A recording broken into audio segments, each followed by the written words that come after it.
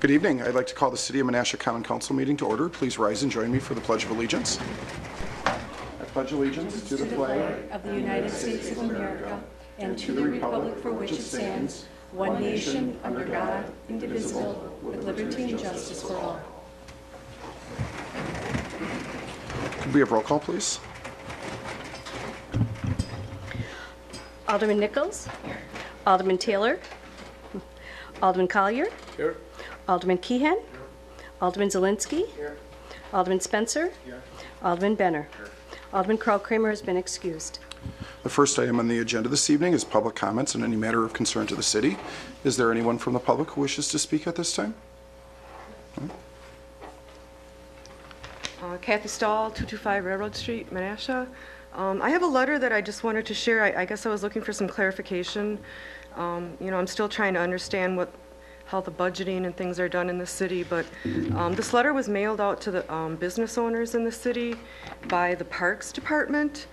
And I guess I'll just read a little bit of it. On behalf of the City of Menasha Parks and Recreation Department, I am contacting you to ask you for your sponsorship, donation, and support so that the Menasha children may have an opportunity to enjoy affordable recreation programs and use of the Menasha pool throughout the summer. And then it asks, there's a category for a $50 contribution or a $10 contribution, but the way this reads to me is that you're asking for donations to fund programs that have already been budgeted for. So why are we asking business owners in the city to contribute $50 so that their company's organizational logo can be displayed on a large colored banner on our main program site and acknowledged on your Facebook page? I did a little research into this, and I understand that the request for $10 donations to help the disadvantaged children who can't afford a pass, that is more of a normal activity, but why you're asking for $50 contributions to fund programs that have already been budgeted for is something I really don't understand. If you could please elaborate on that a little bit, I would appreciate understanding how that works. We can have the Park and Rec Director put a memo in next council packet explaining the program and how that would all work. Because as far as I understand, all of those programs were budgeted for in the last budget. So what programs are we asking donations for? Like I said, I understand the $10 donation for the disadvantaged children. Is there something funny Sure. you'd like to share? No. I just said we can have the director put a memo together and explain to you. Your city attorney's laughing, so I just thought maybe she had something she wanted to share. Okay, thank you for your time. You're welcome. Is there anyone else who wishes to make a comment this evening? If not, the next item on the agenda is the report of department head, staff, and consultants. And we do have Chris and Jonathan here from Simply Incredible Foods. They'd like to give us a little update on their business and progress on the construction of their building. If you want to sit right up at the table, you're welcome to do that. And Jennifer, could you show them how to? Yeah. Okay. She talks soft anyway. I don't. A few new faces around the board here. Welcome. Just wanted to give you a little bit of an update on where we are. We've been operating for about a little over a year here now in the new facility. We've owned a little bit longer than that, but we officially moved over. It was about May of last year, into the part of the old power plant, and things are moving along. We have about between 15 and 18 employees over there right now. Our primary product is Crayon Stations, our sweet whole frozen cranberries. We're still extremely busy in the final 2 quarters of the year, and not so busy in the beginning of the year. It's been a challenge getting people to eat cranberries after Christmas. It tends to drop off, a little bit of a spike at Easter, when people decide, hey, we'll put cranberries with this, but we're turning it into a year-round entity. On the building side, it's been we've been building out as we need to. We have our 5,000 square foot that we're currently processing in. With respect to some of the equipment that is there, we still have that big old turbine. And everybody asks us, that's kind of one of the big things that we're trying to sell to make sure we, to expand out and to build out the whole facility. We've taken a very proactive approach to the selling of that unit. The person that was actually involved with the engineering and the install of it is now a consultant, and we've hired him to go out, and we figure if there's anybody that knows how to sell a turbine, it'd be the person that built it, and the engineer that can talk the engineering language. And it's still for sale if you want to get on eBay and take a look. It's still there, but we're getting a number of, we have at least 2 or 3 inquiries a month. Typically it's out of country, Honduras and Central America and China and the places where they're still burning copious amounts of coal and they're needing a secondary turbine to utilize the power. And so we're building out slowly, but it's in our footprint. We haven't run out of space yet, and in our processing, and but that's kind of an update on where things are at right now. Our next thing that we'll be approaching is we want to replace the windows in the whole entire facility. They look really bad from the outside. They're designed to get rid of heat, not to hold heat in. And that's the next thing that we're going to be approaching. They are asbestos lined, so they need the appropriate demolition being done on them before they can be taken out. And that'll be something that we're going to be approaching with here. We've got some companies right now giving us some estimates for not only the demolition side, but the replacement of those windows. So that's what we're looking forward to at this point. So that's our little bit of an update. Is there any questions or anything like that? So the council have any questions about what's going on and where we're at in the process? I was wondering, is the Menasha sign still up on the building? It's, yes, it is. Okay. Well, It's on each side, it is. The one on the back side you can see from across the canal, I actually just discovered last fall. Yeah. When the leaves left the tree and I was over there, happened to be biking We don't around, and I normally see saw that it's side of it. It's about 30 feet by 30 feet. It says Menasha Utilities, and I snapped a picture of it and even gave it to my plant manager. He says I walk underneath it every day and I never saw it. The Menasha Utilities, which is the green steel things that are up there, we've had offers from a lot of people to buy that. Oh, okay. I know there was some interest with the historical people in town that they might incorporate that into something. Yeah, They've never asked us. No, they've never asked us, but we have a gentleman that's a sculptor that is taking pieces from the facility, and he is building a sculpture for inside the lobby when you walk in. And I think he's going to utilize that Menasha Utilities steel sign. He says it's quite large. Yeah, it is. But then again, he is building a sculpture with all the steel, with all the everything that's going to kind of immortalize the inside there with all the steam gauges and the sorts. And I guess it sounds like it's going to be a pretty large sculpture anyway. And we're kind of excited. He's an artist. He won't tell us anything about it. But boy, he takes out buckets and buckets of parts. So, it'll be interesting to see, but we plan on doing something with it. It's definitely not going to get scrapped. Okay, thank you. You bet.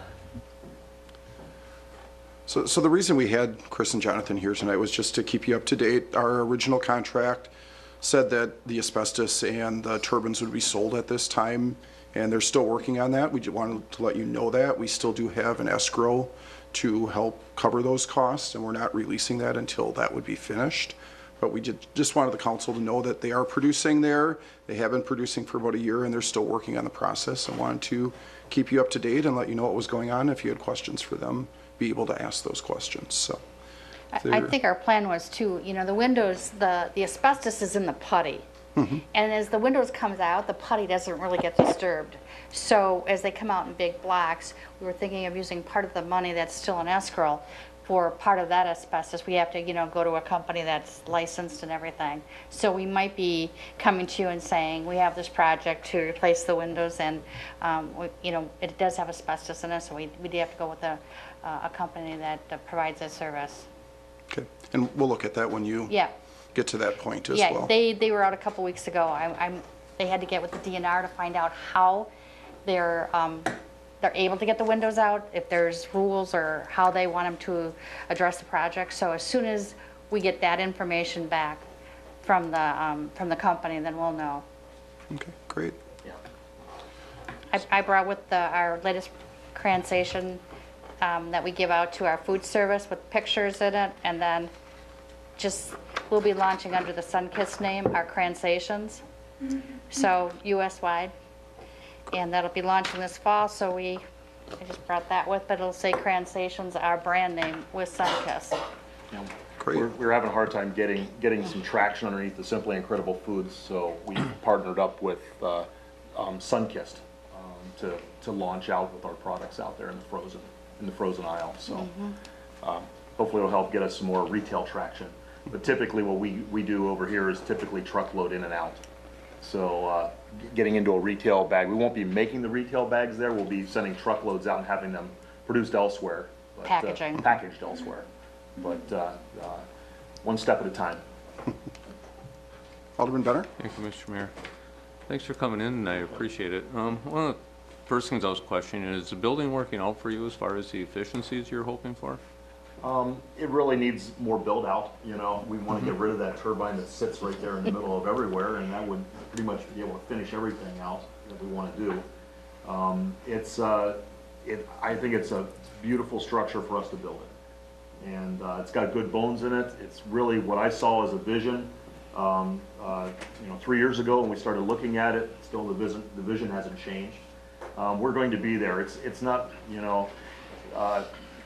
we're not going to, I guess the building is a very nice building. It's probably not marketable to a lot of other people.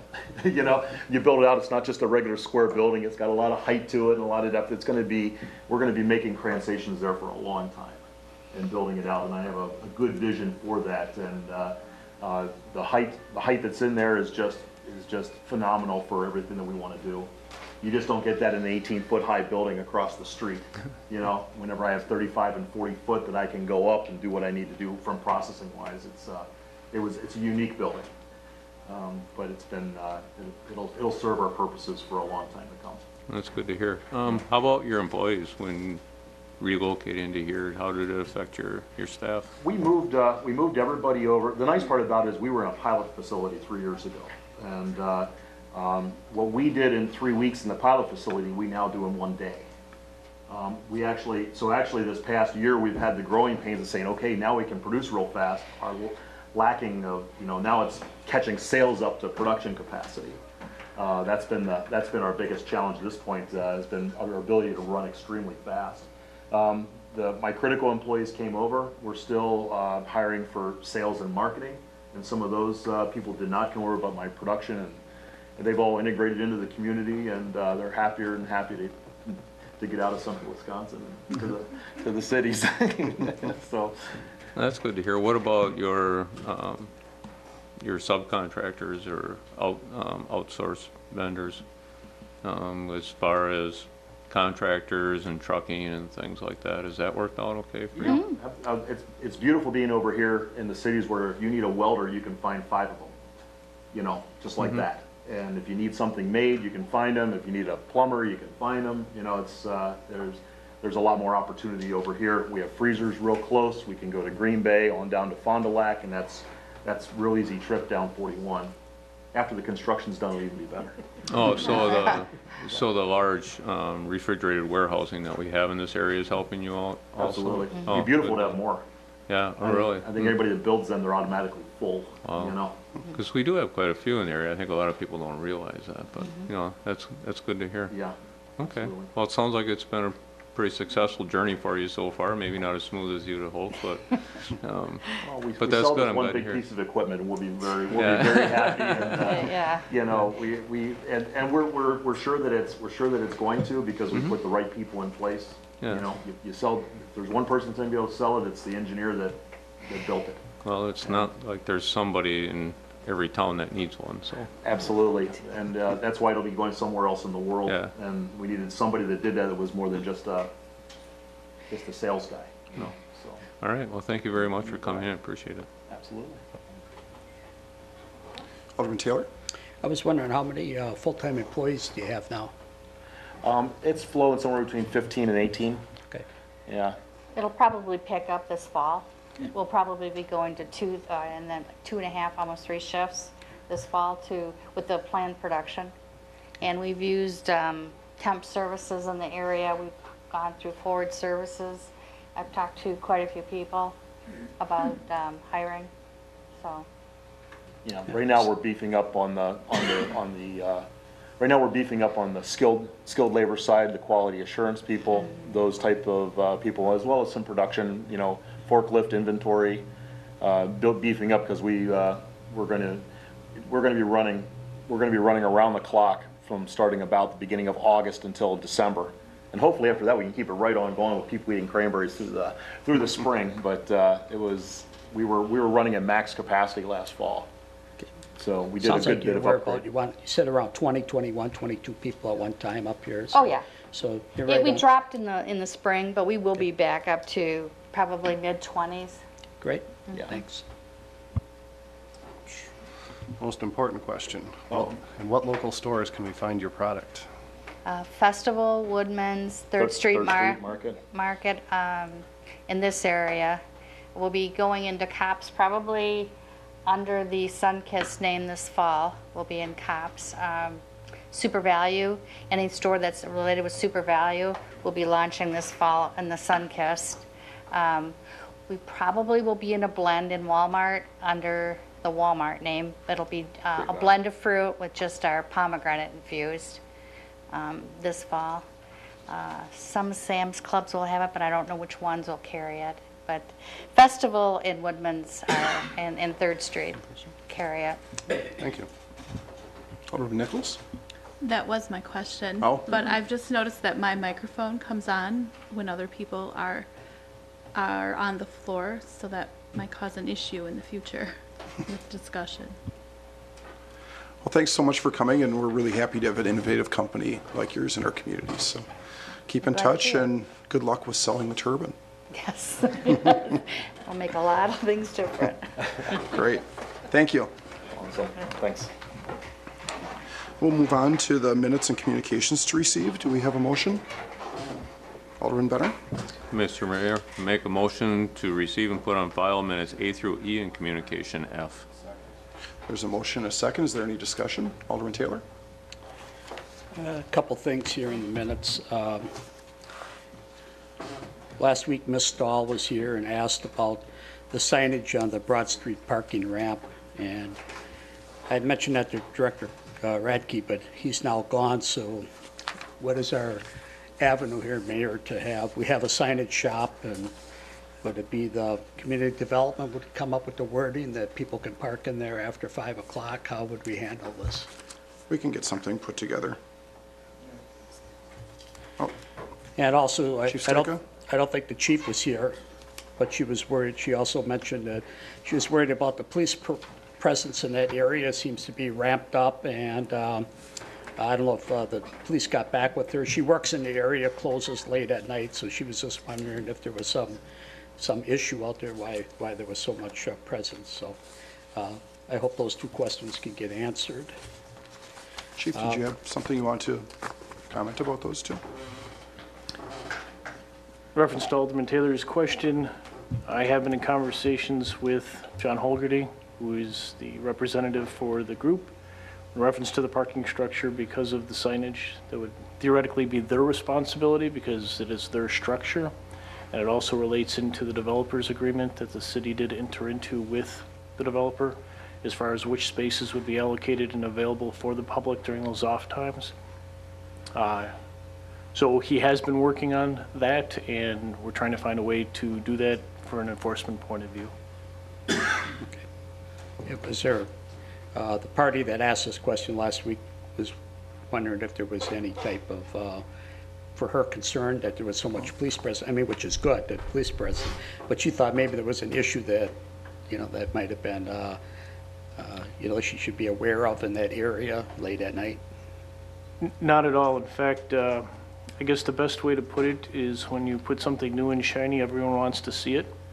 And that's not what the developer's agreement or what the developer wished to have with that structure. While that is a private structure, there's also some city responsibility with it as well. No different than we patrol Shopko parking lot or any place else. In the first few days that it was open, there was some vandalism issues as well as a few other things that went on there. Since that point, so obviously we did increase police patrols there. Since that point, there have been no issues whatsoever there.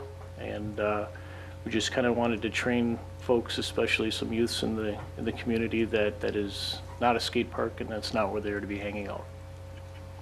That's a nice $5 million skate park. Thank you. Also, under minutes, Menasha Nita Fire Joint Finance Committee. In their minutes, they state that there is 3 firefighters off for non-work related injuries, and 1 person was able to work light duty. Now, I know Peggy's not here tonight, so I can't get an HR response on that. The attorney might, since she was a former HR director, but maybe the chief can help me. What is our policy with our employees that are hurt non-work related injuries, and how do they come back and work in a light duty capacity? Is there, the HR's got to clear that? Does our doctor have to clear that? What has to happen there? Sure. Once Kevin, they- Kevin, if you could use the mic, please. We'll get you trained on that, Mike. I'm getting there. So once we determine that there is an injury and they're going to be off for a period of time, they do contact HR. They have to apply for FMLA, depending on what their injury is. And then, yes, they have to have a doctor's slip. They continually check in to let us know what their progress is. So that's kind of how we start that process. And then once they're able to come in for light duty, then with the doctor and with the HR approval, then they can come in and work light duty. Is that their own personal physician, or is that the city's physician? That is their personal physician. Okay. I certainly have some concerns with that because, one, it's a non-work-related injury, the company I work for, and the many companies that owned our company through the years, if you were hurt outside of the work, you didn't come back until you were at full duty. And it was also with a company doctor. You have to go through, be assessed, have a physical to make sure that it's not just your personal physician, you know. So certainly I would like to see us, I'll talk to Peggy about reviewing that, and maybe we need to ramp that up and documentation a little more on that. I do appreciate that it did help on the overtime, since we do have such an overtime problem. But also, what consists of light duty? We're getting way off topic here. If you'd like to put that on the agenda for. Oh, it's right here in the minutes. But this is accepting the minutes. This isn't discussing items and talking policy. It's in the minutes, and I'm just asking a question on the minutes. But we could put this on an agenda for. But I could just get the answer here and then we're done. Okay. What would that be? A lot of it is working on inspections. So as Assistant Chief Green can obtain to, we have a lot of different pre-fire plans that they can do. They help out with, I believe last week he was helping out with liquor license things.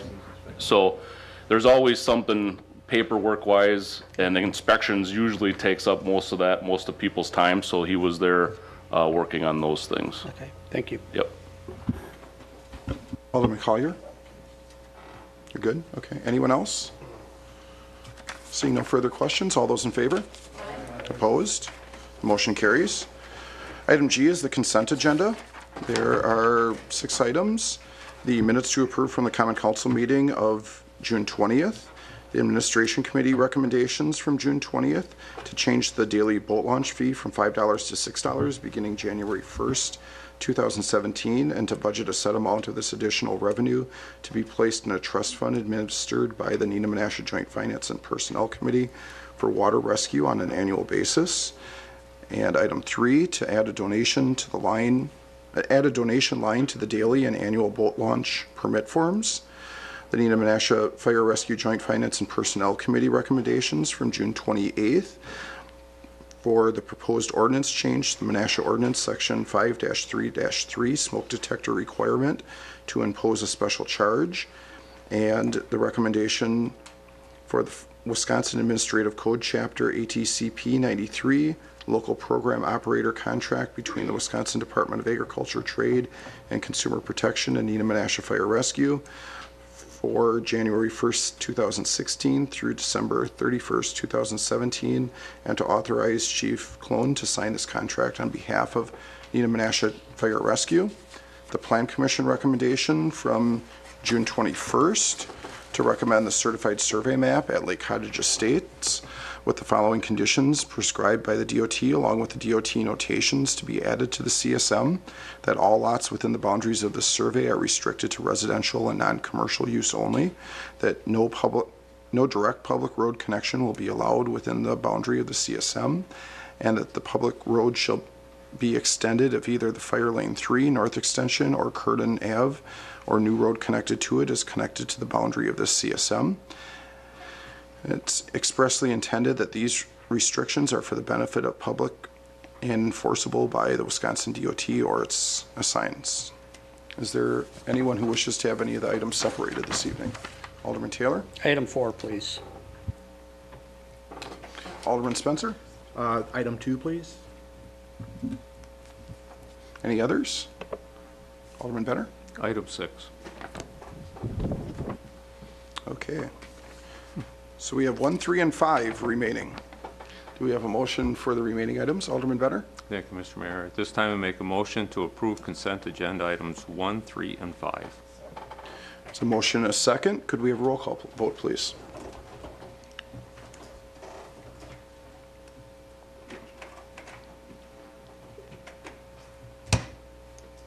Motion carried on roll call 7-0. Item 2 is the change in the daily boat launch fee. Do we have a motion for this item? Alderman Benner? Mr. Mayor, I'd like to make a motion to approve consent agenda item number 2. There's a motion and a second. Is there discussion? Alderman Spencer? Thank you, Mr. Mayor. Director Tungate, could you tell us how much was collected in 2015 in boat launch fees? 2015, the combined daily and seasonal revenue that we took in was $21,544. I'm sorry, $554. Thank you. Would it be fair to say that a small amount equal to a small percentage of that was actually spent on upkeep of the boat ramps? Yeah, we're talking about that today, and we really didn't have any line item expenditures in the 2015 budget for the boat launches. You know, we do repair docks and dock bumpers and things like that. But yeah, it's a very small amount was spent in 2015 on the boat launches. Okay. Thank you, Director Tungate. So the proposal in front of us is to raise the fee and to use at least a portion of that towards funding the fire rescue.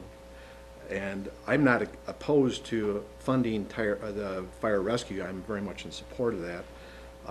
I do have an issue with doing it through the boat launch fees.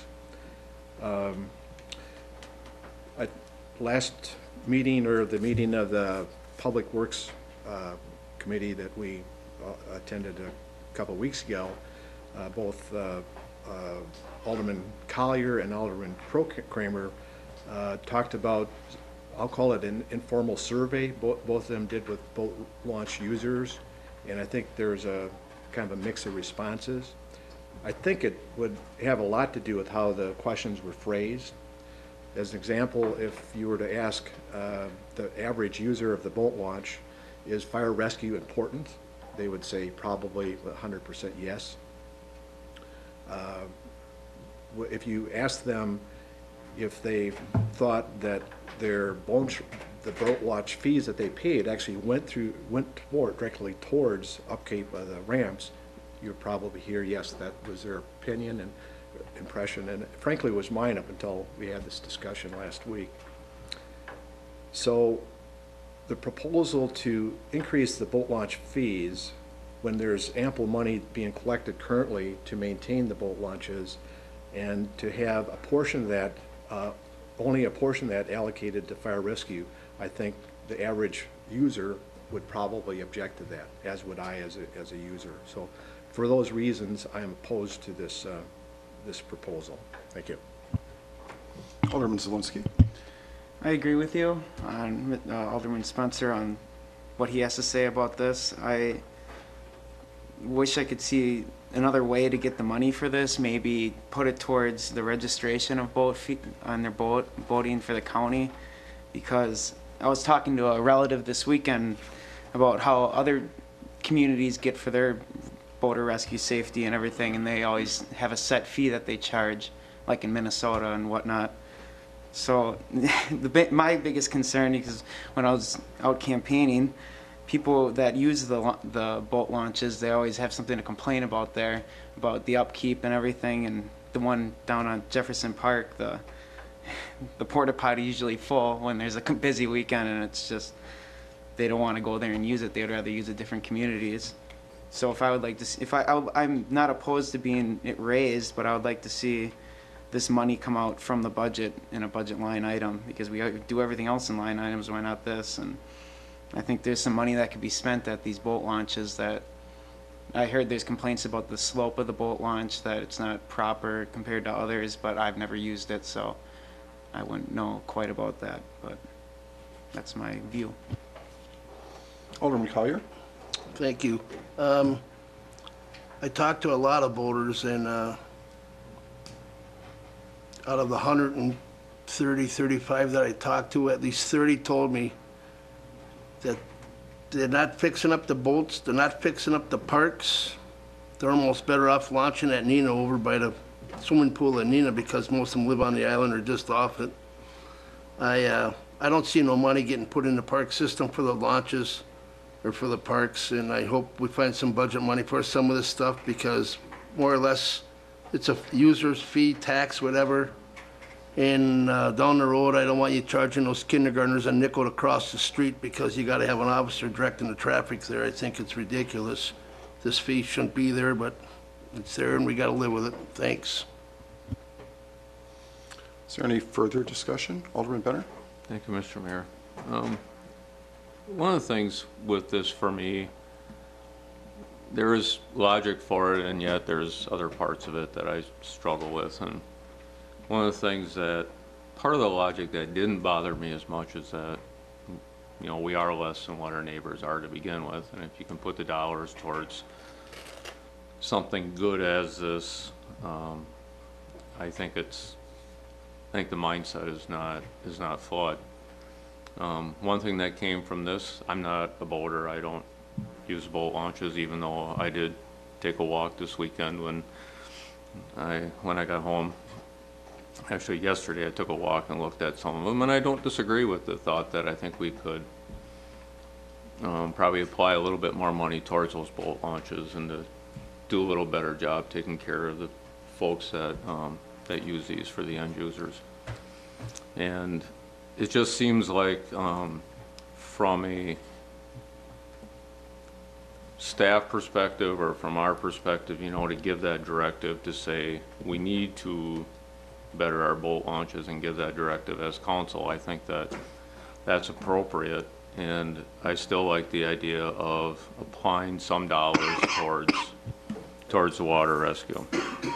Probably because I'm personally involved with Nina Menasha fire rescue, and you actually get to hear from the folks and what their concerns are and what their thoughts are for the use and things like that. So, but I hear loud and clear what we're saying about what our boat launches look like and the debris that's around. And long weekends, like Alderman Zielinski brought up, making sure that those porta potties are being serviced appropriately and things like that. I think there's a lot of merit to that.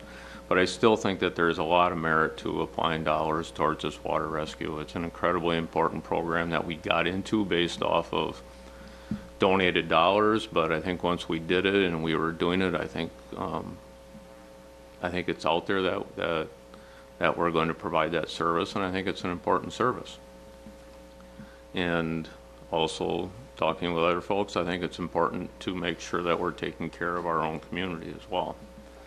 So I am in favor of making this happen, but I certainly hear what other folks are saying about these boat launches, and I think we do have a responsibility to make sure we're charging a fee with the fee that those dollars should be applied to the utilization of, to those facilities, and to make sure that we're doing the best we can with it. Now, with that being said, even with Jefferson Park, I also know that there's plans in place to be modernizing Jefferson Park. That's not going as fast as I would like to see it, but in the 8.5 years I've been up here, this bus is a little slower than what I ever hoped it would be, you know. But I do want to, I do realize that that's out there, and to invest a lot of money in something that may not even be in that location. As far as I know, it's staying there, but you know, things could happen. You don't want to invest a ton of money into something that you would tear up as well. So that being said, I am still in favor of this. I agree with everything that everybody said about applying more money towards those facilities, and making sure that those end users are getting what they're paying for.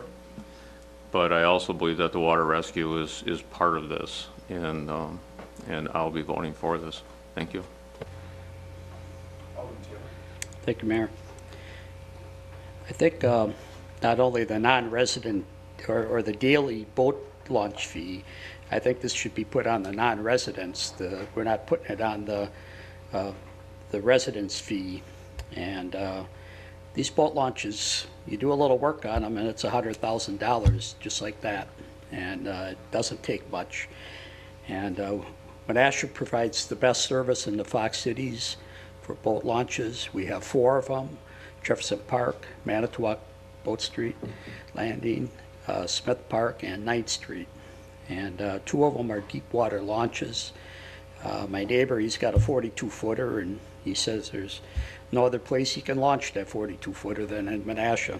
So maybe what we ought to do is ask the people we talked about having a box on there for donation. Maybe we should find out if the boaters want to have a water rescue service. You know, it's something we provide for them, and it's certainly not for somebody that's sitting home in their living room. And I go back to the 90s to Governor Tommy Thompson. He's the one that, he went fee crazy with everything. If you're going to use it, you're going to pay for it. And that was his mantra, and it caught on just about to everything. We have a lot of fees. We have a fire hydrant tax fee in the city of Menasha for all of us that we're paying to have a tax on the fire hydrants to be maintained. We have a fire pit tax, a yearly $20 fee to have a fire pit in your backyard, and I think that's absolutely ridiculous.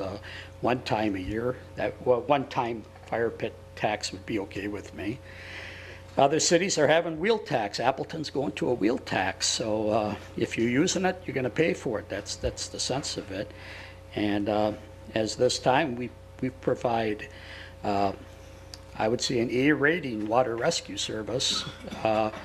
You know, if the boaters want to go back to having the county respond, and maybe 20 minutes to a half hour before somebody comes from Oshkosh, you know, if that's what the boating community wants, that's fine. But I think they should realize the quality of service that they have, and the quick response they have for a situation on the lake.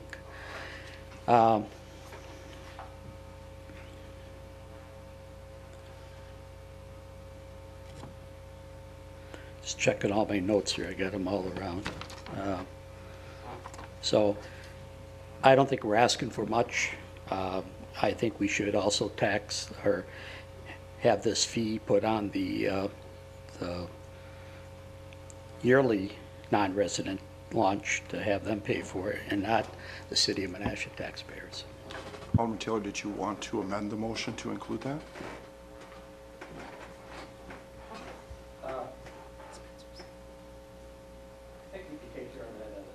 Okay. Alderman Spencer? I agree totally with Alderman Taylor and Alderman Benner that the fire rescue is extremely important and needs and should be funded. And I think if we polled everybody at the table here today, they would agree with that. My issue is with funding it through the boat launch fee as proposed here. In terms of what other communities charge for boat launch, I know that Wapaka, the Chain of Lakes, is $5. Last I launched out of Rainbow Park in Oshkosh was $5. That was last year. I don't know what they currently do. But I also know that the conditions of the boat launches at Rainbow Park and also in Wapaka, along with the other communities I've launched at, are much better shape than our boat launches are. Winter County would be another example of that. And if we were a little bit lower than neighboring communities in our boat launch fee, I would say that would give us a competitive advantage potentially, because we want to attract boaters to our community because they buy gas, they buy bait, they go to restaurants after they're done boating. That's a good thing. If we could combine that competitive advantage with better conditioned boat launches, that would be a huge draw for boats from other communities. Thank you. Alderman Collier. I noticed that the number was $21,550 that we brought in 2015. How much of that went toward the diving fund? You don't know? Nothing. No, it was zero. Has been zero. Are you talking about the boat launch, or what are you? Yeah, the boat launch. the money that we got in, does it cost about $90,000 to run the show for a year? Between Nina Menasha, $90,000. Oh, the dive fund. The dive fund, yes.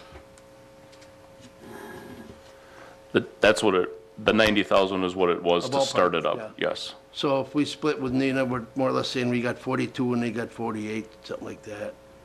And out of this proposal that you got coming, that you're gonna get the $1 extra, how much would you think, with the numbers that you got here, what would you project next year? It's small estimate what you would get from the boaters. We think that depending on, again, if it stays about the same, about $2,200 together with Nina and Menasha. Okay. Thank you. Alderman Taylor. Two other aldermen talked about this, so I'm going to take the liberty of talking about it for just a second too. So, the porta potty at the boat landing, that should go away. The armory is taken down. You can clearly see the bathrooms. As Dick Sturm said, they're 100 steps away. You didn't stop anybody else? I'm not. Okay. The attorney seems anxious. She is. And all I'm saying is that the porta potty should go away. This is up north stuff. We have a sewer system. We have a beautiful restroom. As Dick Sturm said, chairman of the Park and Rec Committee, 100 steps away. And all I hear all summer long is complaints about how bad this porta potty is. So it reflects negatively on the city. Let's stay with the flush toilets and the sewer system and get that out of the budget next year. Thank you. Alderman Spencer. Yes, just for clarification, my understanding is that 100% of this dollar would not go towards fire rescue. As I recall the conversation we had or discussion we had before, about half of that would be, although I don't think we ever put that in a motion. So my question is, how much of this dollar would actually go towards funding the fire rescue? Thank you. It would be in next year's budget. We would set an amount. So it could be anywhere from 0 to 100% of it. And that would be something the council would determine this November in the budget session. Alderman Collier. In regards to the porta potties, I would wish I'd have one on 9th Street so my neighbors wouldn't have so much entertainment. I think we should start, if you're going to talk about park recs and boating and everything down the road, we got to have water stations to wash boats, and we got to have better sanitation for the people. You're going to loop the lake, you want to walk, you want to bike, we got no place for people to stop, so we got to start thinking about using boat launches as places for bathrooms for people to use, and they should be open at 5 in the morning for the fishermen. Thank you. Alderman Benner. I'm not going to continue on this porta digression potty path part? that we're on here. All I want to do is just remind folks that what this is to just, first off, that Nina's already approved this. And of course, we're in a joint venture with Nina in this program. And the other thing I just wanted to remind everybody of, that this is a little better than $1,000 to be put into a trust fund. It's really not directly going to fund the operations of this, so that they have some revenue where if something happens with some equipment, that they have a resource to go to without going to councils and asking for money or to deviate from the budget or something like that in case something goes over the budget. So it would just build up a little bit over time and give them another resource to work with. So with that, I'm done. Thanks. Alderman Keehan. Thank you. I was actually just going to point out what this money is for. Chief, can you give us some examples of like how you'd envision this money being utilized by rescue? I think the intent of it was, again, this was started before I got here, but the intent of it is if suddenly a zipper on a suit tears that we use for winter ice rescue type things, we can use that to run out and grab or to repair those types of things. So the harshest time, of course, is winter when we are doing the ice rescue type things, cutting holes in the ice, doing the training out there, and then, you know, God forbid we have to do a rescue. But those are the harshest times because it's so cold and, you know, with the suits and equipment. So it's just something that's there that, you know, if it needs to be something fixed quickly to get it back in service, that's really what it's for. And it still has the oversight with joint finance and personnel. Okay, and that's why we talked about it, and when we did talk about it, is it would be a way for them to not have to wait for two separate councils to approve something over the course of, you know, perhaps even a month, depending on when meetings fall. Whereas if it is something that is a necessity for rescue, if they don't have the piece of equipment, they can't conduct the rescue. And or it would be short. Right, and that was the impetus for this whole idea. So that, and it is why I fully support this. Thank you. Thank you. Alderman Taylor. Thank you, Mayor. Chief, the water rescue program with the airboats and everything, that is financed by the county. Is that correct? Yes, the equipment that we use, the boat, the ice boat, that is that was purchased and funded by the county. Even some of the repairs, for the most part, are paid for by the county. Okay. And when this came up in the commission, there was a shortfall in the last year or two with the fundraising efforts for the dive team. And this was just a creative idea to try to somewhat, I thought the numbers were going to be much more than this. I thought it would be, you know, $10,000 or something, and would help offset the cost of that. So that's where the focus was, to help with the shortfall.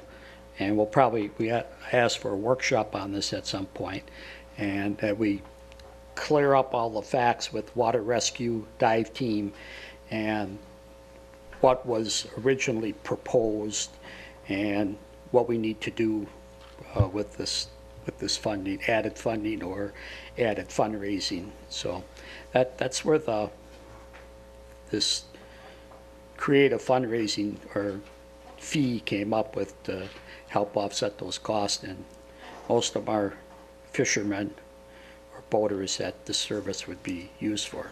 Thank you. Seeing no further discussion, if we could have a roll call vote, please.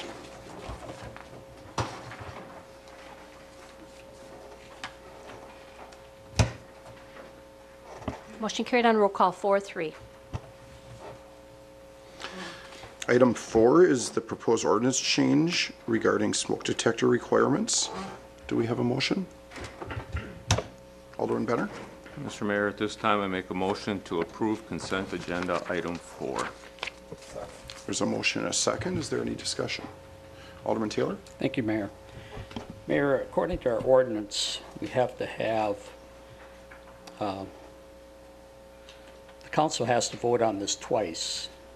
And why hasn't this come up through committee and then to the council? Why is it on the agenda twice tonight?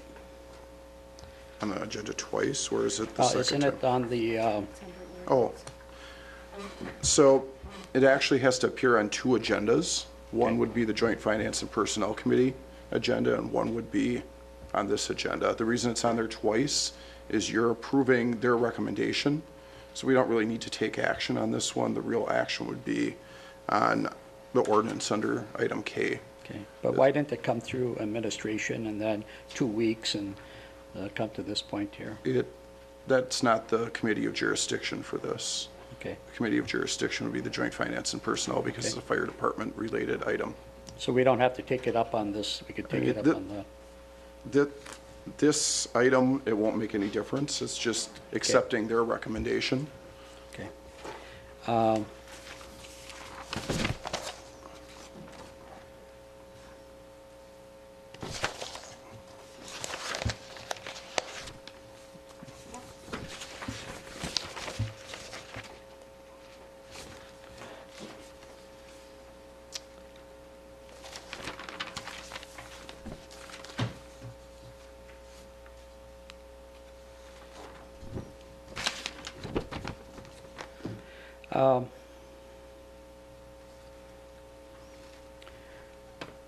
Under the property owner and landlord will be billed for the cost of a smoke detector. And the fire department will install one at the rate of $30 per device. Is there a state law that rental property or apartment buildings, whatever, has to have smoke detectors? The state law isn't just for rental properties, it's for all residential properties. Your private home, rental properties, all properties have to have smoke detectors. State law. State law. And is there something different for apartment buildings or rental properties? Are they put? The only thing that would be different is potentially the type of device, whether it be a standalone or a system, and then the size and type of structure and everything would dictate what that is. Okay. But it has to have detection devices regardless of the property. And then is there any inspections that are done to rental properties or? Multi-family rental properties. So if it's a single-family home or a duplex, we don't inspect those. They don't fall under the commercial code. So when does that kick in? At what point? That 3-family or more is multifamily. And then we only inspect the common areas of those properties. So we don't go into each person's apartment, just the hallways, basements, mechanical rooms, things of that nature. Where this winds up becoming most prevalent is if we get called on a medical call and we come in and we notice there aren't any, or if we're doing an inspection at a multifamily property and one of the tenants comes out and says, hey, why don't we have smoke detectors in my apartment, or something like that. So this isn't something that's going to be picked up as part of a routine inspection necessarily. So far we have exhausted the 125 smoke detectors that we got from a FEMA grant, is that correct? That is correct, yes, okay. sir. And then there was, I think, $300 budgeted in the fire department budget for smoke detectors. That is correct. And have we used any of that at this point? We haven't had to at this point because of the fact that we had We had some fundraising or some donations. A donation from Keel Electric, correct. And also the state Firefighters Association, working with Red Cross, currently has a smoke detector program where they're providing detectors as well. So we have 100 detectors from Keel, plus right now I think we have 30 and potentially another 30 coming through the state program. So we would have potentially about 160 or so that we would have in stock, which we would expect to last us a year to, actually probably 1.5 to 3 years, depending on how many we put in. Okay. And where did the donation come from? Keel Electric. Oh, Keel Electric. Okay. And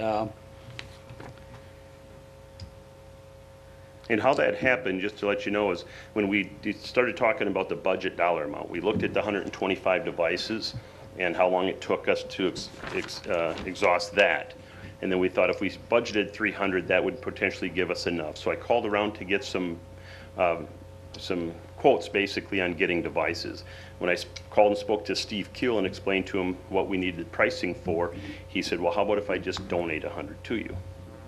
I said, well, that'd be fabulous. So basically, he took care of that need. So the budget dollars would be to replenish the ones that we don't currently have. We're not out actively seeking donations, but Steve Keel was kind enough to share that. So. So if someone's watching this broadcast, which a lot of people do, every home has to have a smoke detector according to state law. Correct. Okay.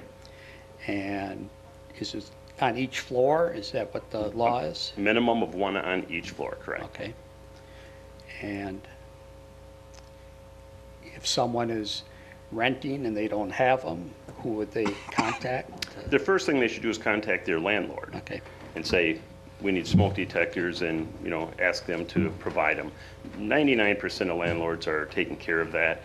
Tenants sometimes take them down, the batteries go out, it's beeping, it's annoying them. So, so most landlords are very cognizant of that and they take care of it. So I would say if a renter doesn't have one or it's not functioning, please call your landlord and give them the opportunity. And if somebody's listening to this and they want to buy a smoke detector, there's some upgrades that have happened. Isn't it 10 years now or something they're good for? Correct. If you're going to go out and buy one, the best thing to do right now is to buy one that has a sealed lithium-ion battery that's 10-year battery. Once it's snapped in and locked in, it doesn't come out. You mount it and it stays there.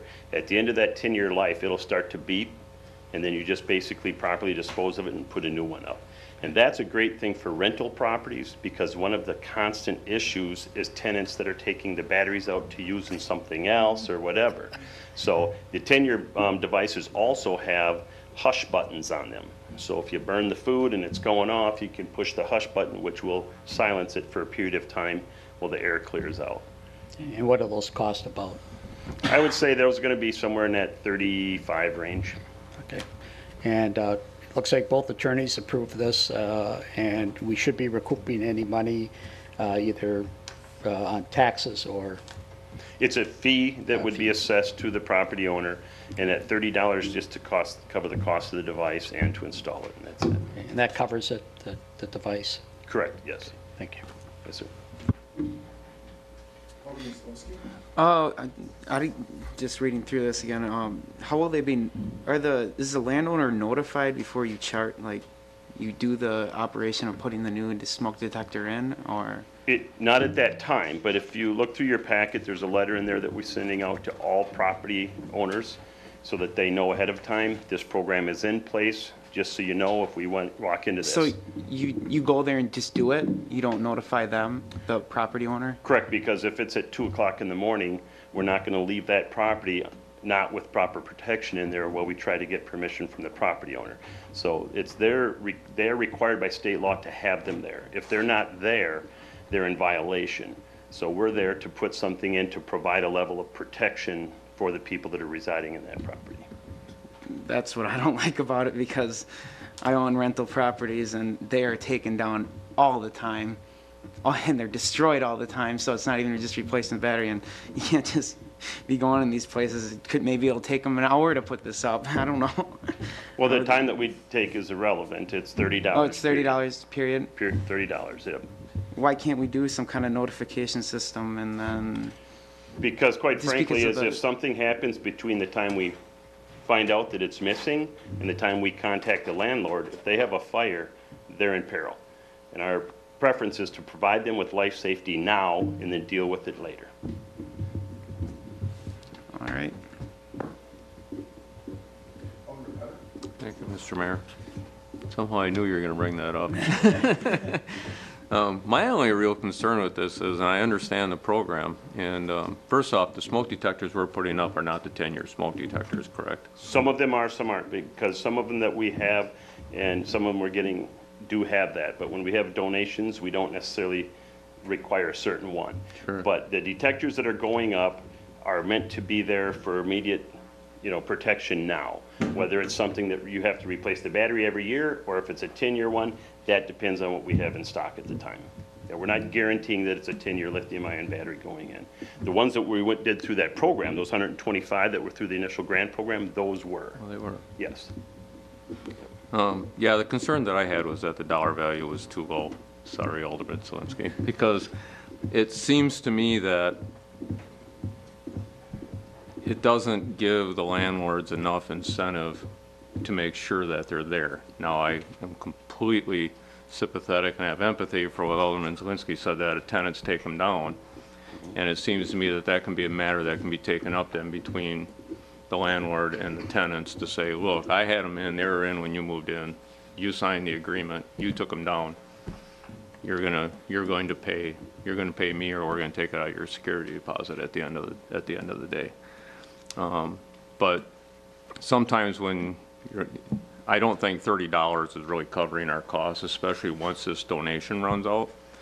And sometimes charging the appropriate amount creates steerage for people to make sure that they're doing what they're supposed to do. And I have concerns that when our donations run out or whatever, grants run out, that we're going to be looking at this again. And I don't know when that may be. That may be in 2018 or later or something, but do you have any thoughts on that? Well, there's two things. One is the legal side of it, where the state law says we can only charge what it costs us to do that. Correct. Okay? Yeah. So with that, we can take the charge of that device, and our guys to take 15 minutes to put the mounting panel up and put it in there, and we extrapolate that out, and that's where we kind of came up with that $30 rough estimate, okay? Could we bump that to 40 or something? Probably. But the thing that we've found is we've had a great deal of discussion of, as soon as these landlords find this out, they're all going to expect us to come and do it. I don't see that happening for a couple of reasons. One reason, I think 98% of landlords out there are very good landlords who want to keep their properties up. They're not going to wait for us to come and do that. The other reason that we don't see it being a big issue is when we had this initial grant, we couldn't hardly give away these detectors. Literally, we sent out stuff. We had a company that did some demographic research, and we had postcards and letters go out to I don't remember how many places in Neenah, Menasha, different residents. We couldn't hardly give them away. It was surprising, really. Rock the Block just did a program in Neenah, and they have one coming up in Menasha. We worked with them on the Neenah Rock the Block. We had one household that asked us to come and put detectors in there. So we don't really see it as being something where we're going to have this big influx of landlords not doing due diligence and expecting us to come in. We don't see that. If that were to happen, then maybe we would revisit this later and look at the fee change or something like that, but I don't see that as being an issue. But you had one person that requested it, but do you really think that all the other dwellings were truly protected? Not necessarily, but that's their private dwelling, and again, we can't go in there and enforce it. Mm-hmm. No different than if we go into this and it's a property like Mr. Zelinski said, and we tell them we have some devices, state law requires this, we can put them in. If the people tell us no, we don't want them, then we leave. We can't force them. In multifamily residential, where it comes in is that that point then we go back to the landlord and say, you have to by state law do this. If you don't, then we have a fee structure in place where we can charge a daily fee until you comply with the law. That's more of the punitive side, I guess you would call it. But we hope to not get there. That's the whole idea of this, just to try to provide that fire and life safety in conjunction with the landlords, I guess. I don't see it being an issue where they're going to think they're going to get over on us by not doing it, and we're going to do it for them. Well, I have a tendency of agreeing a little bit with Alderman Zelinski that a lot of it is tenant-based. A lot of the problems are. Oh, I agree. And the fact that you are proactively sending out a letter to all rental property owners, I think that's a good thing, and it gives them notice that it is out there, and they can help monitor it themselves. And so I certainly like the idea of what we're doing. I have the concerns that I had expressed, and it's a good program. Thank you. Thank you. You know, and when we send this letter out, if I get calls from landlords, my suggestion to them would be that they maybe through their legal counsel or whatever, find if there's something they can put in their lease agreement that would indicate that if the tenant removes the device and we put it in and bill the landlord, that he could then through some fashion recoup that through their security deposit or something like that. So the landlord isn't left having to pay for it. Thank you, Mayor.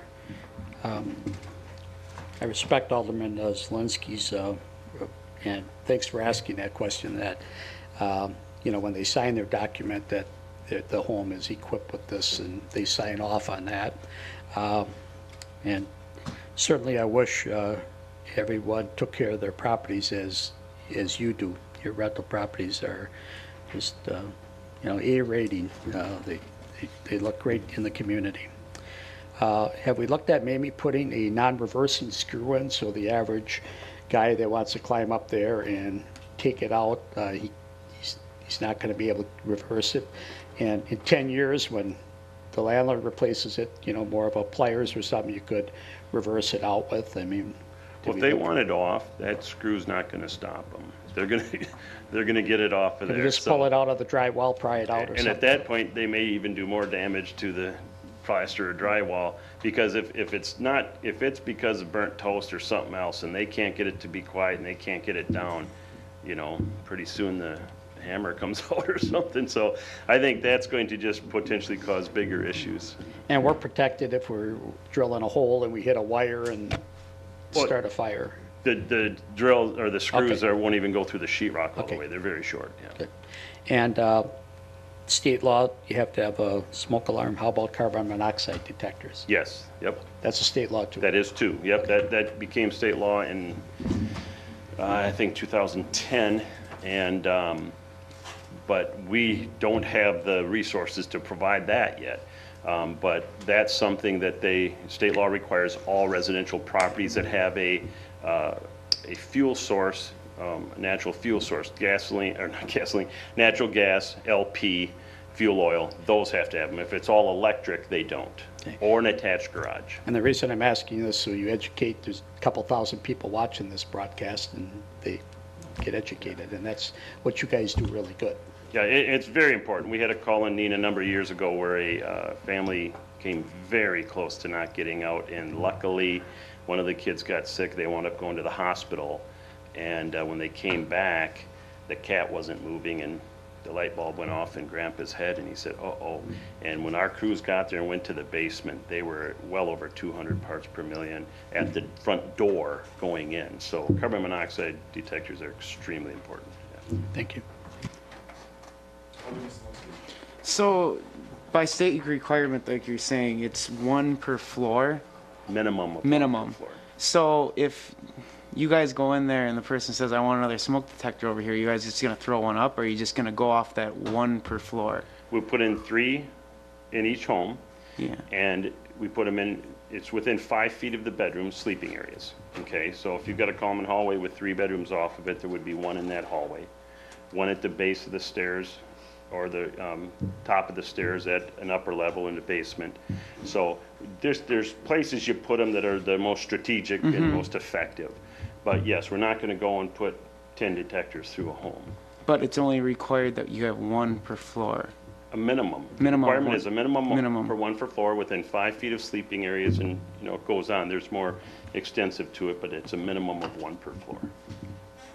Okay. And I'd be happy to give you a copy of the standard that tells you exactly where they have to be, but it's more extensive than that. I just would like notification, like if someone doesn't know, a property owner, they just give me a direct call and I can answer any questions you have and give you copies of all the requirements. Absolutely. Yep.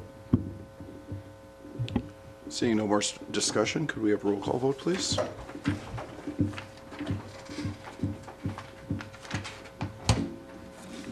Motion carried on roll call 7-0. Item 6 is the certified survey map for Lake Cottage Estates. Do we have a motion? Alderman Benner? Thank you, Mr. Mayor. At this time, I make a motion to approve consent agenda item number 6. Second. There's a motion and a second. Is there discussion? Alderman Benner? Thank you, Mr. Mayor. I wasn't able to be at this Plan Commission meeting for this other one, and Alderman Zelinski kindly sat in for me, and I appreciate that. But there was a lot of discussion, and I saw in the minutes again that there was discussion as far as, I'm going to call the borderline legality to do this, and I was just wondering if our mayor had reviewed, our attorney had reviewed this and concurred that this is appropriate. No, I have not heard anything about it. No one asked me anything. Back to you, Kevin.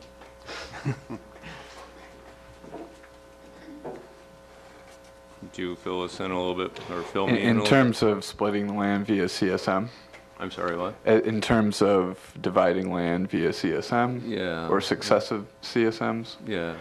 We got confirmation from Renee Powers, who's the head of state plat review, from the DOT, that this method was above board with them. Additionally, I did have conversations with a few other community development directors around the area who also said that this is, if not common practice, at least something that's been done before in their communities. So at that point, I felt pretty comfortable with this division. Okay, appreciate that. Thank you. Seeing no other discussion, could we have a roll call vote, please?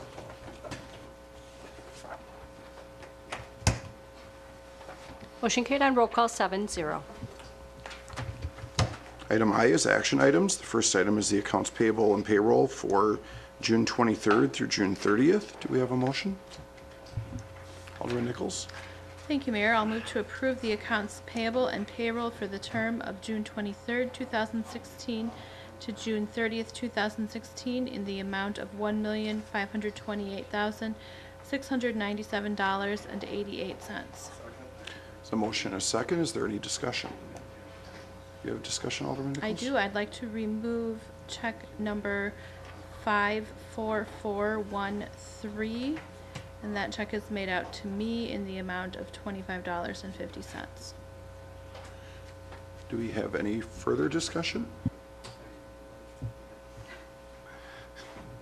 So the first motion then is for the accounts payable and payroll excluding check number 54413. And could we have a roll call vote on that, please?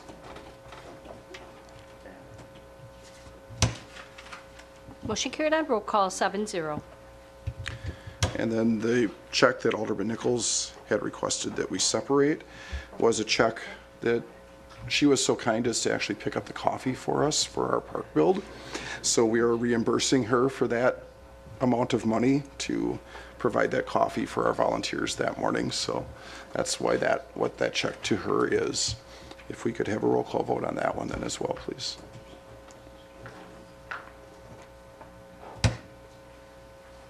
Motion carried on roll call 6-0 with Alderman Nichols abstaining.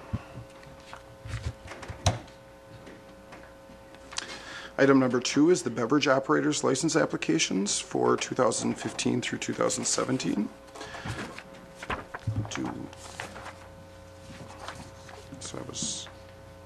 Were there some in here? Yes? Oh, I missed it. I thought I saw it earlier. Do we have a motion for those as recommended for approval? Alderman Nichols? The air conditioning went on.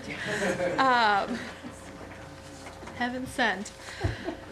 I'd like to move that we approve the beverage operators license applications for the 2015 through 2017 licensing period as listed in the police department's memo dated June 29th, 2016.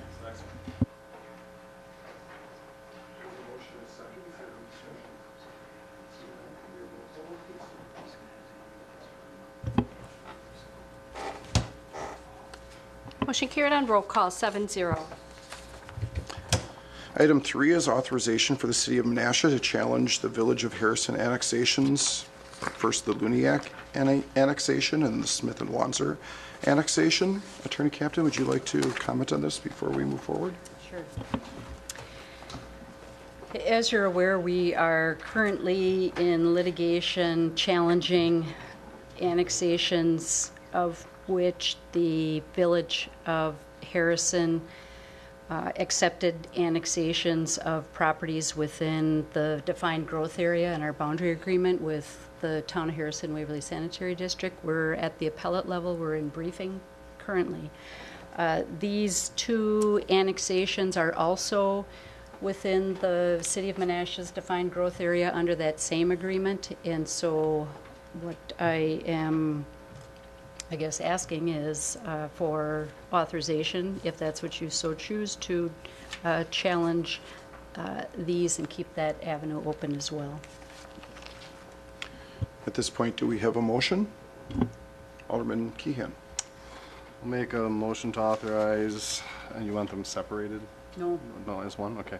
To authorize the city of Menasha, the city attorney, to challenge the Village of Harrison annexations. There's a motion and a second. Is there further discussion? Alderman Collier? On that Luniak parcel, is that like 200 acres? No. No? It's a very long, narrow parcel. On end. Okay. No, Thank you. this is just west of LP. Any other discussion? Seeing none, could we have a roll call vote, please? Motion carried on roll call 7-0. Okay, here's where I was before when I couldn't find the liquor license stuff. Item J is held over businesses. The first item is the liquor license applications for 2016-17 licensing year, and we'll let the city clerk at this point tell us the updates regarding both of them before we take motions. Okay. On the liquor license for Rebecca Mader, doing business as the Daily Grind, the reason that it was not acted on at the last meeting was that the taxes had not been paid, and the taxes were paid as of June 30th. So they're current on everything. As for Margaritaville Lounge, that one is they were doing remodeling as they had told, and the inspections could not be completed. And I know Jennifer is here this evening if you wanted to ask her questions, but as my discussion with Jennifer, they are still in the process. She was going to let us know today some more work was going to be done, but not enough time for the inspectors to go out. So the inspections still have to be completed, and as staff, the inspectors that have done it said that they would not give an occupancy permit until all inspections have passed.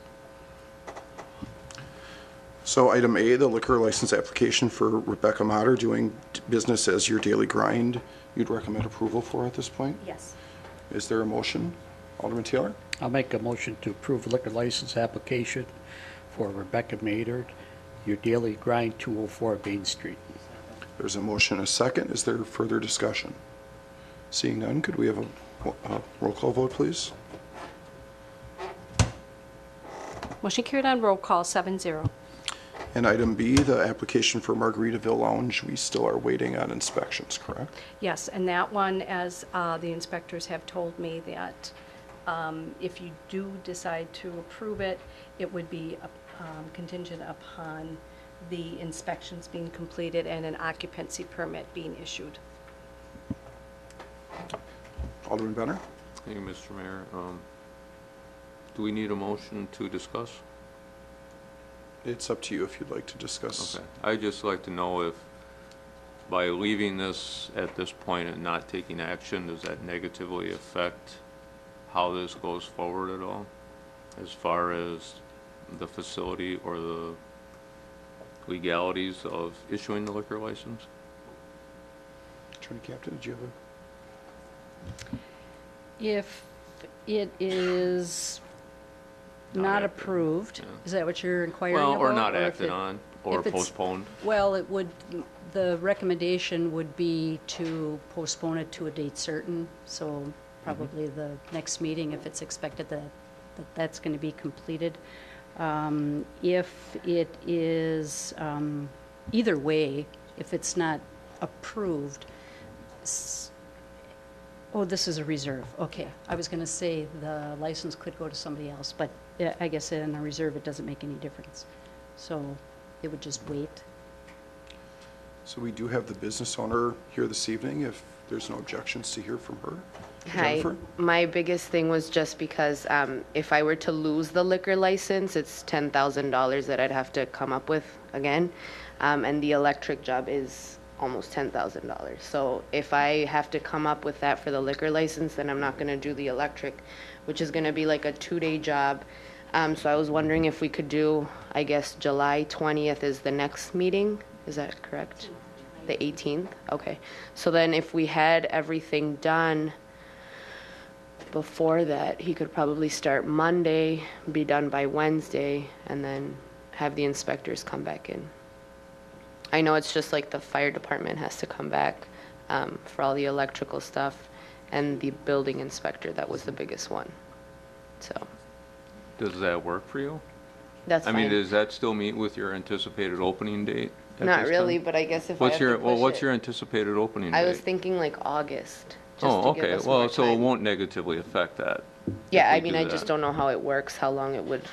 But Well, as soon as it's approved, then, correct me if I'm wrong, Clerk Galeazzi, you can issue it at that point? If you approve it contingent upon the inspections being completed and staff signing off and occupancy permit being issued, that is when I would issue it.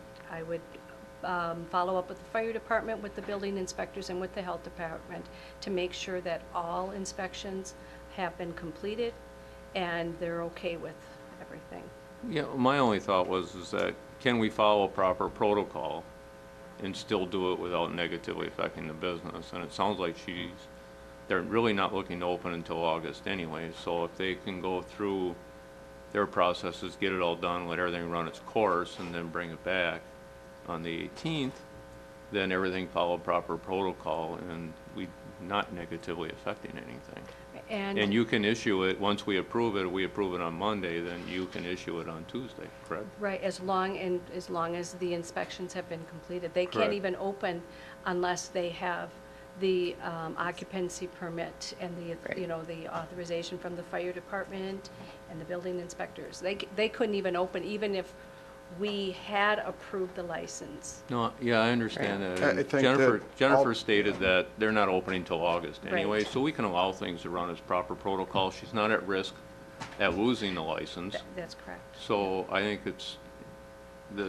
in my opinion, I think you just let it run its course and everything will be fine. I just don't And wanna that way- lose the That way liquor we're not doing a conditional approval and you won't lose it. Right. You know, you're fine. So, and in my opinion, the only thing for me to do at this point is what's the proper motion at this point if it's no action or if it's to postpone, because this was postponed once already. Can we postpone again or do we have to table it?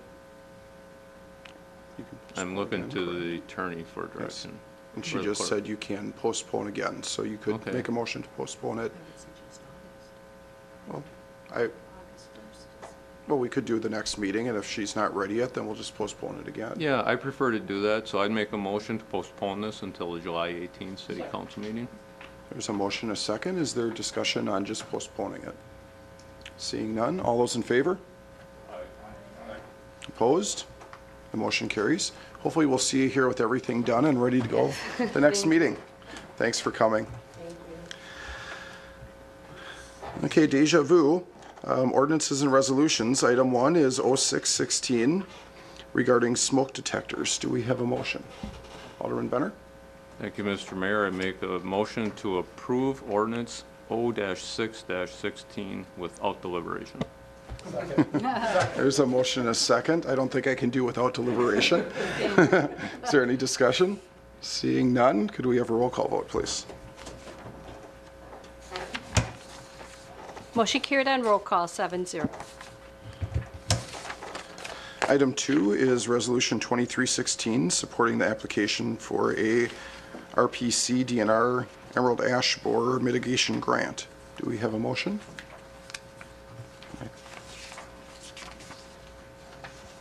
Alderman Benner? Thank you, Mr. Mayor. I make a motion to approve resolution R-23-16, introduced by Mayor Marcus. Motion and a second. And is it not in here? I don't see it in my packet. I saw it earlier. No? Does everyone else not have it? Okay. I am not sure if, Brian, do you know if this can wait till the next meeting? I don't remember what the, if we can, we'll hold off on that for a moment and we'll move, oh, now the city attorney left as well. Alderman Benner? Isn't this the same program that Vince has applied for in the past? That was my understanding. No, it's a different program. Oh, it is? If you could wait for a second, I can go grab the information and I will.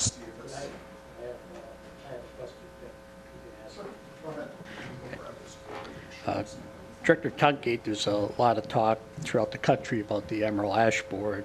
If you can kind of give us an update and what is the expected of, let's say, terrace trees. Are we going to wait for them to be affected by it before we remove, or in our parks, or are we going to be removing ahead of time? What is the anticipation on that? I'm not sure I can give you the real up-to-date status of the emerald ash borer. I can just reiterate what we've talked about here before, and that we've started to take down a lot of the weaker ash trees. Not sure the exact number, but the last couple years we've been doing that, and so it's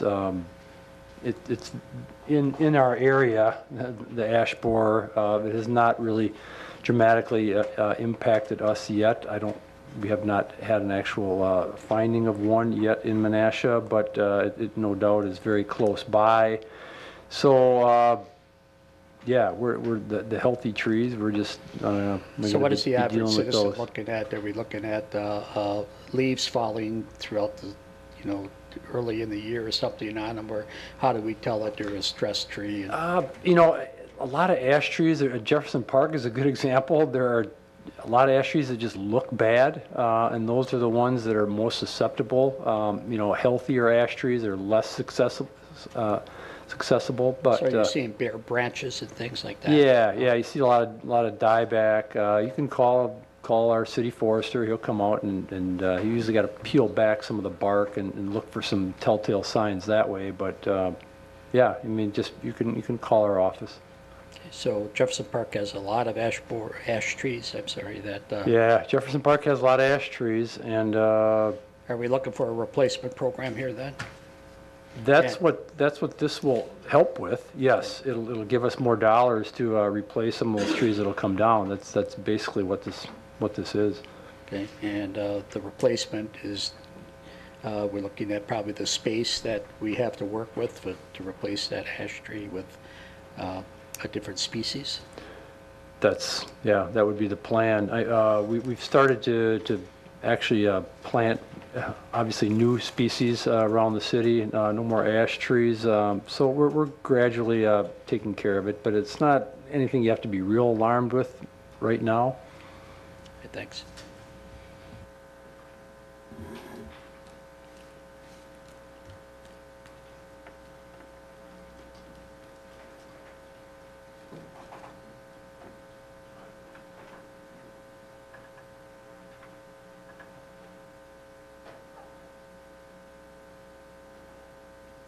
Bigger than everybody. Oh, yeah.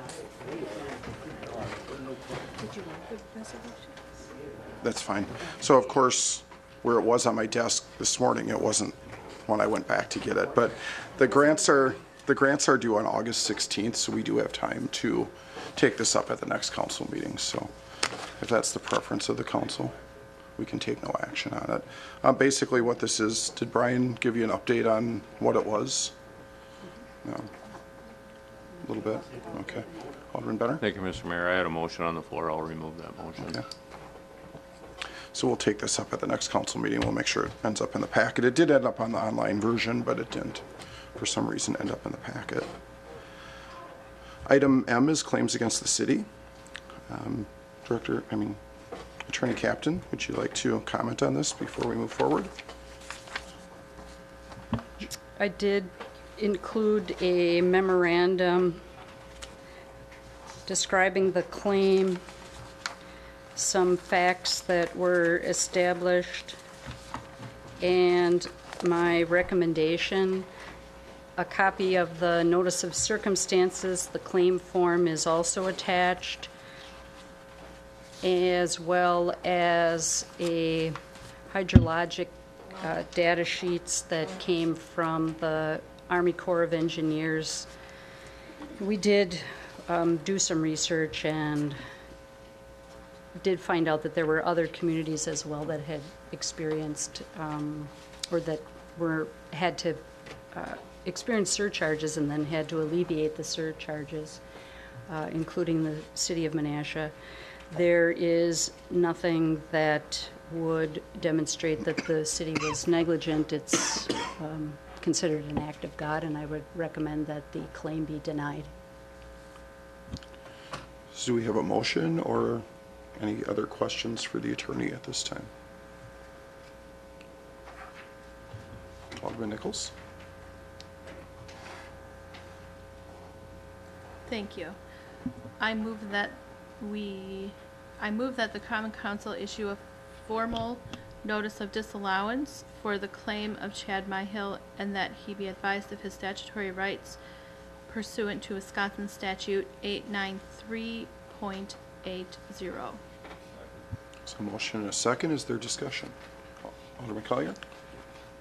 Those days in that week or whatever, there's a lot of rain and a lot of stuff backing up. Is it still possible, at least 1%, that this could have happened there, or it just didn't happen? Oh, he did experience damage, you mean? Yeah. He did sustain damage, that's correct. What has to be demonstrated is that the city is at fault for that which occurred, and there was nothing to indicate that we were at fault for that. As a courtesy, it's not a requirement, but as a courtesy, we do have, or to help our residents, we do have some warning systems, and when those warning systems go off, we get out there and try to surcharge, because that we actually have to fill out forms because you're not supposed to alleviate them, but then that's what we did on that particular day. Thank you. Alderman Zielinski? Well, based on the days of this happening with the rainfall, I don't know if there's anybody that can here to answer this, but where are these leaks coming from? How is all this water getting into the system and potentially backing up? And if this common occurrence, like I hear. I don't know if there's anyone that can answer that. We do have a program that we're... What was the investigation on this? I send the claim to the Public Works Department, the Director of Public Works, or he assigns it to a staff person who is familiar with the events, who writes to me and explains, what happened. He gives me information such as, well, what you see here, the hydrologic data, information about other communities and did they experience the same thing. When we would have received the call, which I think I did put in the memo that I had prepared, is the first notice that we had received was an alarm that went off at the 9th Street lift station, and I believe, so that's when the first calls, I have a call list of when the calls started, people started calling in. We had calls that there was water in the streets, that there was water in culverts, that there was water in backyards, that there was water in, everywhere. And I don't know if you recall that. I remember driving in on that morning, coming down 114, and yeah, there was water everywhere, across the streets. And then what we attempt to do in some areas where the alarms went off is to start pumping to help with that excess water. Are we gonna start investigating to why this happens at all? Because Like I said, it we looks do like there's a have, potential for something like that to happen, and I know that we haven't been exactly investigating to where our stormwater is going into our sewer system, because we just bought a house and it's been gone through twice already by the city of Menasha, and it's still pumping into the sewer system. Or the sump pump and the drain tile, so I think we need to move forward and start looking at these sorts of things, even if it has nothing to do with that. I still think it could be a problem in the future. And that is something that the city has looked at. There is a program in place with regard to sump pumps. As I recall, they are about half done. more than that. More It's than- ma- more mainly than half? just the island that's left. So most of the city is completed. I know that that it's not completed. That occurs over the course of time. Certainly there are ways to ensure that absolutely no water, but this is a cost-benefit analysis, so if you can think about it, you can figure out what will it cost to ensure that absolutely no water ever gets into anyone's basement or infiltrates the system to the extent that there's a surcharge in the system, and I would venture to guess that everyone here would vote that down because it would be millions and millions and millions of dollars. Yeah, you can do it. What happens is you figure out, little ways that you can improve, and my understanding is the city has made a number of improvements over the course of the years. This community is, I know I got a claim not too long ago from someone who was, their allegation was that, well, this was caused because the city has stormwater and the sanitary sewer in the running in the same pipes. City of Menasha that's not true. At one time, I'm assuming that was true because that's how everyone did it. But then, as you see what happens as a result of that, with the buildup of properties, a lot of concrete, more roads, etc., and then the systems are split, but it doesn't fix everything. So you kind of put on a list what those things are that you want to address every year, what's in the budget, and that is appropriate. It's something in the statutes that the Common Council has discretionary authority to decide what it wants to do with regard to stuff like this. And it's just a matter of when you can address things and to what extent. Thank you. Oh, Arnie, did you? Oh, Alderman Taylor? Thank you, Mayor. I haven't seen the reports of recently what the impact was for the sewage plant during an event like this, but we certainly know many people bypass their sub pump and put it into the sewer. Probably this time of year in December, they were probably ramping up for their hoses being froze outside, and a lot of people might have already started that, which is illegal. We all know that, and it's a serious problem. And we could probably find out what the impact was on the sewage plant that day. But all this does for the new alderman is it advises Mr. Myhill of his statutory rights, so he can start his process of getting his attorney and figuring out what he wants to do if he wants to take action against us. So all this basically is just setting him up to take his legal course. And we've been addressing this problem with sub pumps for years in the city, and it's a concern to all of us, especially if you're downstream from everybody putting water into the system. Alderman Dan Zielinski had mentioned back when this happened that we kind of plan ahead of time for a snowstorm event. Maybe we should plan ahead for these big rain events where we get, instead of calling people in when it starts or waiting till the morning. We call everybody in, or we get everything out in place.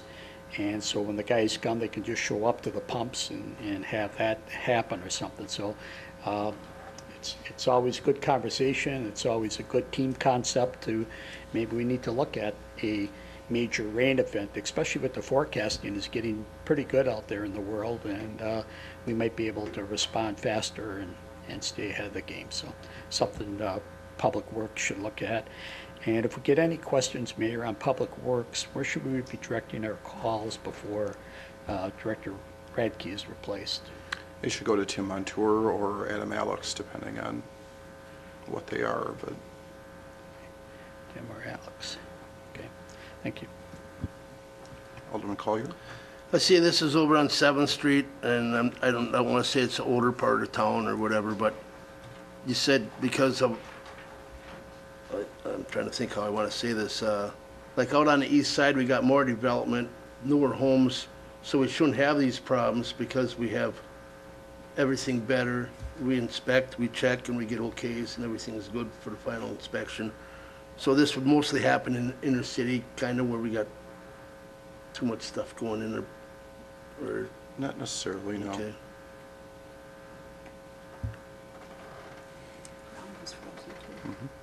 Seeing no further discussion, could we have a roll call vote, please?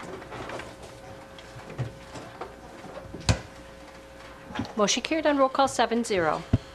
Item N is public comment on any matter listed on the agenda. Is there anyone who wishes to speak regarding something that was on the agenda? I just had one thing I wanted to clarify, because I know when Alderman Taylor was speaking about the parking ramp question I had last week, the question was the parking on the weekends. I thought when that agreement was made that we would be able, the public would be able to use that the ramp after 5 and weekends, but the sign says private use between 7 and 5, and it does not differentiate between weekends. And I get a lot of comments, people asking me, why can't we park in there on the weekends? So that's the part of the signage that needs to be amended, not which stalls are public and which ones are not. So I just wanted to clarify that. Thank you.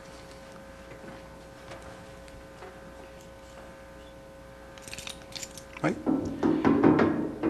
Since we have a border agreement issue, I want this council to know that I cannot get a sanitary permit from Waverly Sanitary District, and it could legally involve over $500,000 against me.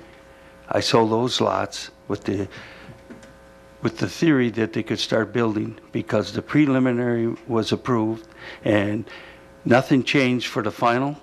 And when it doesn't change for the final, it has to be approved.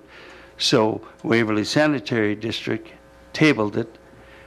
The town chair, also is on the sanitary district. Her son is in the town, and he's also on a sanitary district. There's a huge conflict of interest there. You can't have the town vote the way it wants onto the Waverly Sanitary District when it's all the same. I do not want to lose $500,000 because I have to buy the lots back. Since this happened, I've sold a few more lots out there, which we're not aware of here. I need some help, people. And I'm checking with an attorney right now to see, but I shouldn't be alone in this issue. We've got 3 months to get this solved, and then these people have to move in, and then the water's not going to get turned on. And boy, what a mess. We are in a dire mess right now, and I need help, and I need big help. Thank you. Mike, we have been working with Waverly, and we're as concerned as you are about that, so you know. But that wasn't actually on the agenda. No, so I know can't it. Keep talking. So I'm sorry. I had a chance to speak, so I took it. Hey, you got to take it. Yeah, we are working on that diligently, and we're just as concerned as you are. Okay, just so you thank know. And with that, is there a motion to adjourn? Second. All those in favor? Opposed? We are adjourned. Thank you.